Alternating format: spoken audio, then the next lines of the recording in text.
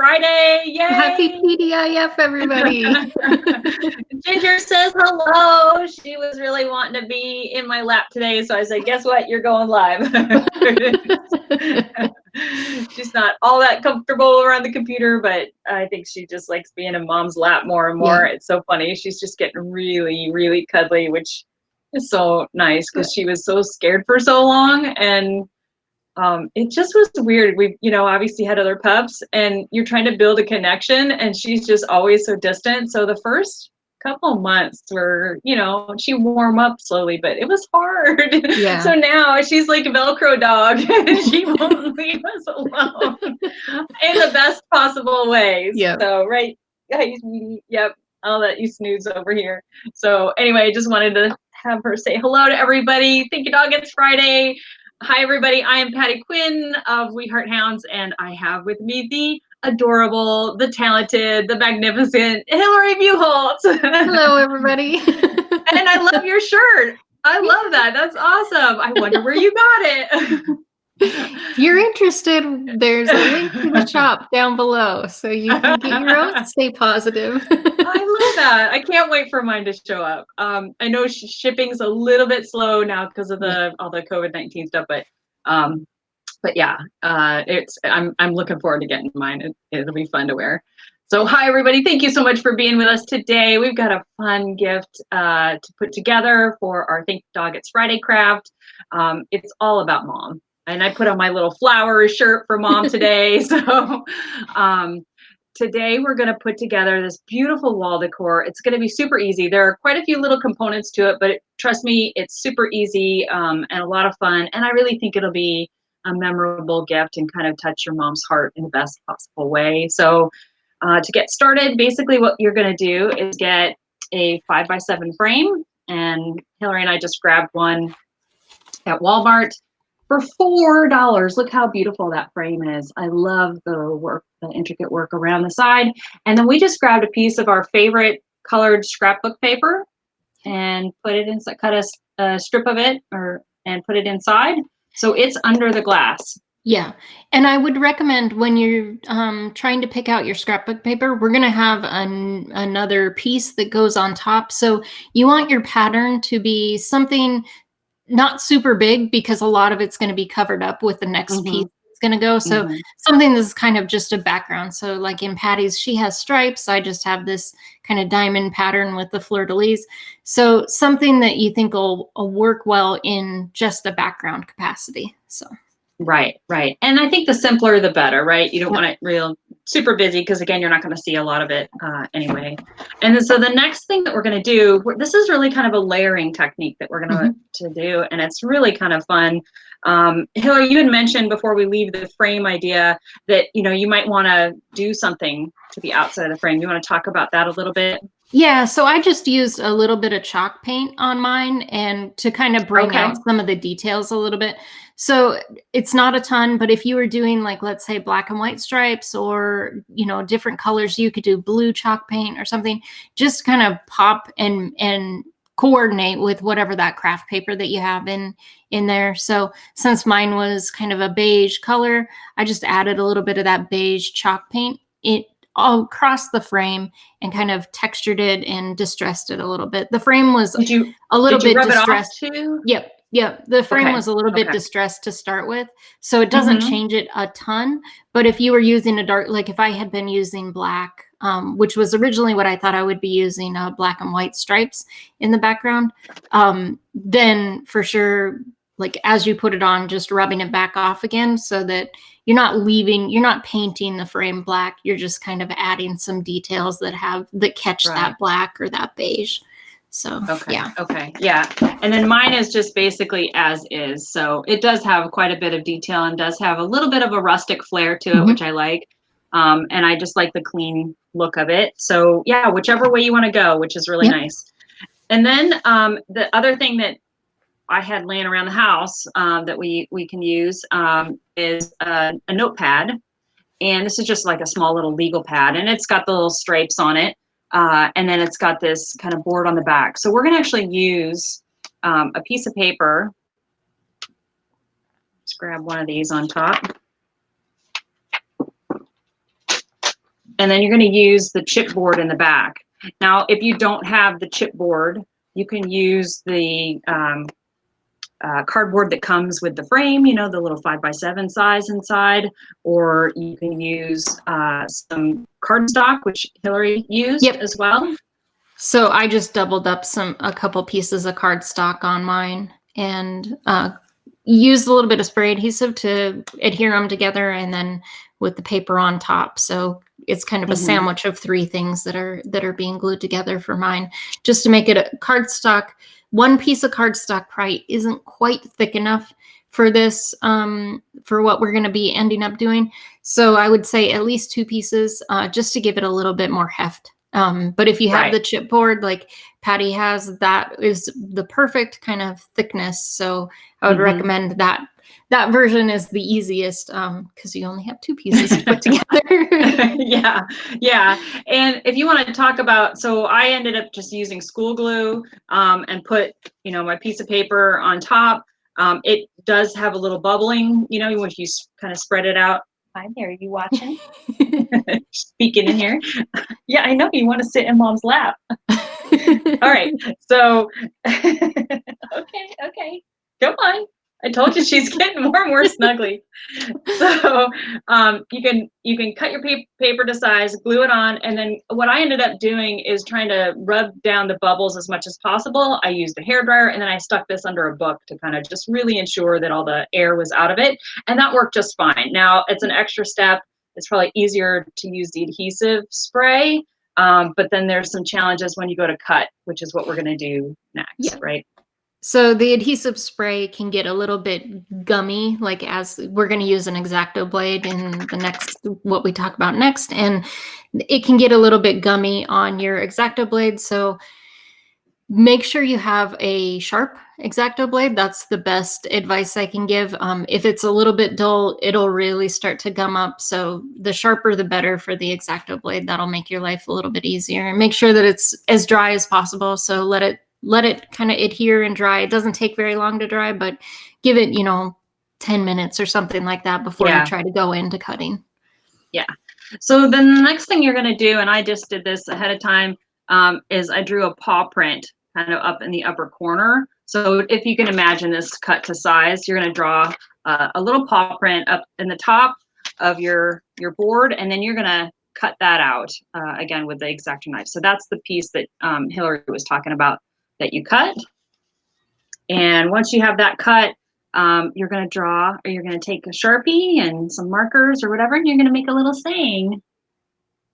This dogs hold the, there's a mystery word in there, to my heart.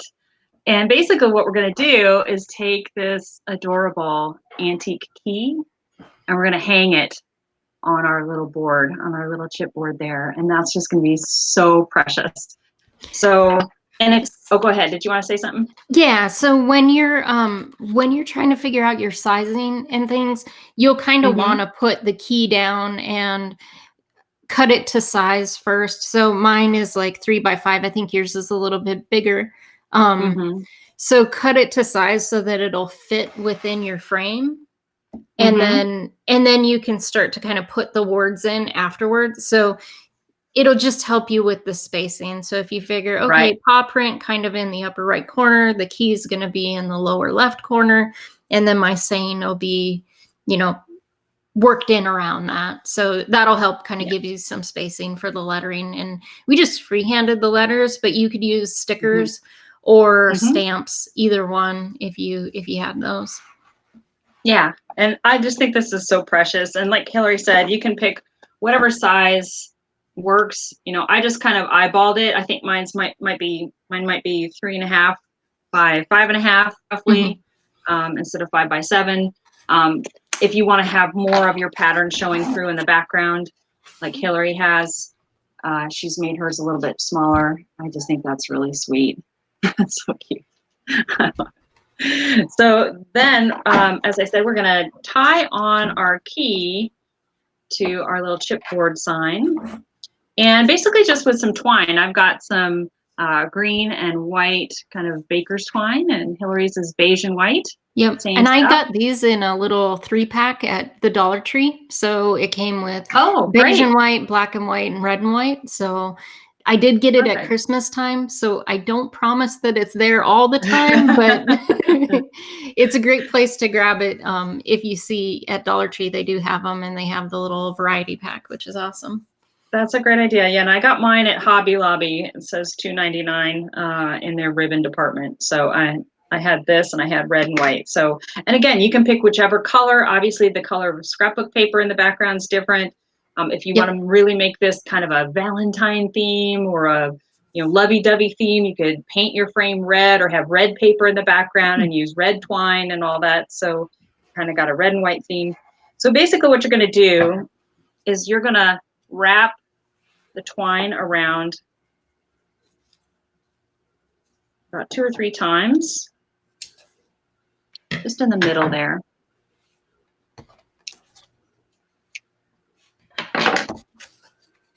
And then what I would suggest doing is tying a knot first where you want the key to hang.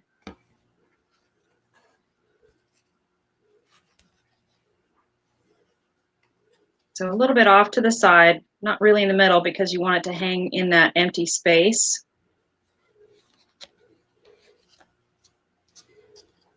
All right. All right. All right. Super girl. There you go. All right. Thanks, Phoebe. Right, just making a little double knot here so that it stays put. And you can see it's kind of off to the side. Just going to adjust that a little bit. So you can see where the knot is hanging. The threads are hanging pretty much where the key is going to go. And if you want, you can have the threads showing behind the dog paw. It's totally up to you. There's no right or wrong where that goes. And then key, it depends on what your key looks like. I got mine on Amazon. Hillary, I think you got yours at Michael's, right? Yeah, I actually got it in a little set. There's 6 keys, Oh, that's and cute. I got it at Michael's. They also had some at Walmart. They had some really little ones that I don't think would work perfectly for this, but they did have like a kind of charm kit that had a bunch of different types of charms in it, and it had one key that was kind of fairly large like this that I think would work well. When I tried to go to order mine on Amazon, they weren't going to get here in time, so that was just sort of my deciding factor of looking at other places to try to find them. All righty, and so this one just has a hole up at the top. I'm just gonna thread my key through it,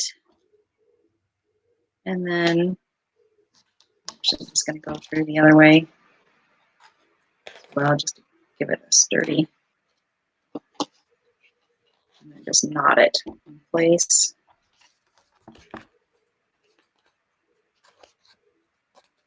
Oh, and if you're sprinkling the pink puppy love out there, thank you so much for doing so. We've got a giveaway for you if you do.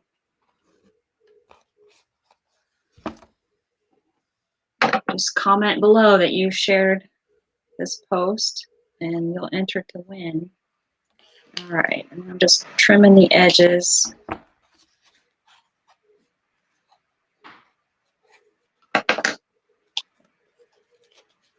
Just rough up the edge a little bit, just get it a little fluffy, make it look a little more distressed. So a little bit. That's cute. So there's our little key.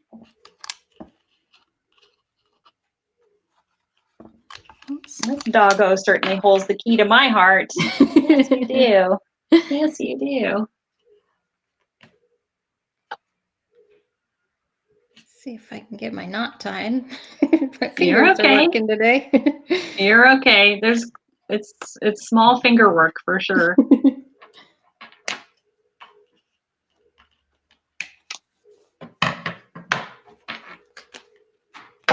trim this.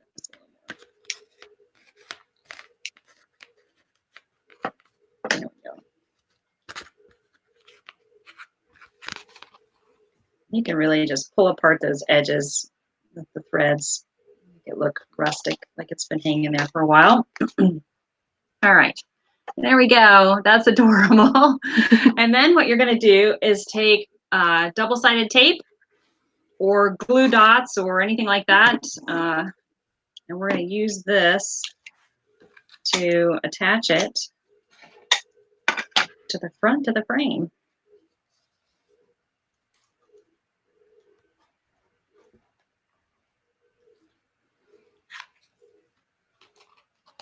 It's wanting to stick to my fingers and not to the chipboard. Let's see. Maybe one more here. Are you helping? Are you a big helper? Yeah, you are. You big helper. Thank you. Is that the right spot? All right, so I've just got some tape on there. I might need to add more depending.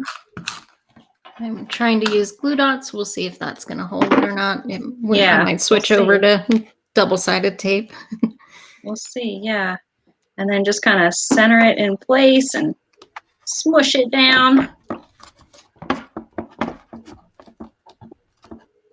Oh, Yay! And did you, when you did the sort of outside edges, did you use sandpaper around the edge just to kind of make them a little bit rustic around the edge? I did, yeah, I did. I just like the softness of it. You can do, you can burn the edges to make it look older. You can use ink or watercolor around the edges just to kind of give it that antique look. Because my frame was white, I decided I wanted to just go ahead and keep the paper white, but in order to make it look old and still keep it white, I used some really like 120 sandpaper and just fuzzied up the edges all the way around, kind of rounded the corners a little bit. It's really subtle, but when you look at it up close, it does look distressed and kind of makes it look like it's been there for a while. It looks a little bit older, which I really like. But oh, I love how these turned out, and I like how they're so different. Everything we do has just got that little extra personality for each of our houses and our, our decor and our personality. So this is really fun. I hope you guys got inspired by today's craft, and I think any dog mom would love to have this hanging in their house. And it certainly would be a beautiful reminder of a pup that has been lost, and was on the Rainbow Bridge, or certainly any of the ones that are fluffing and floofing and running around the house today, for sure. So I hope we've inspired you. And if you happen to, you still have time to share and like the post and comment below and let us know that that you did so, and you'll get this adorable Fur Mom notepad and pen. I think this would be precious, even if it's a belated Mother's Day gift. We'll be happy to get it in the mail. One lucky winner, and last week's winner was Lori Bishop. So yay, Lori! Congratulations.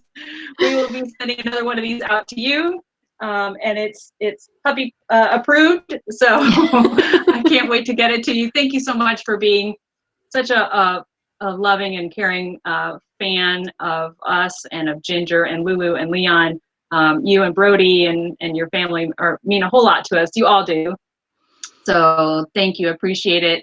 Ellen, thank you so much for being here. I would love to see pictures of your favorite shelter dog, Molly. That would be sweet if you want to share those below, or certainly make this in honor of your favorite shelter dog. That would be adorable as well. So thank you so much, everybody. We really had a lot of fun. Enjoy the weekend. It's Friday. Yay! Yay! I'm so excited. And be safe, stay healthy, and hug your puppos for us, please. All right. Thanks, everybody. Bye-bye. Bye-bye. Happy Mother's Day.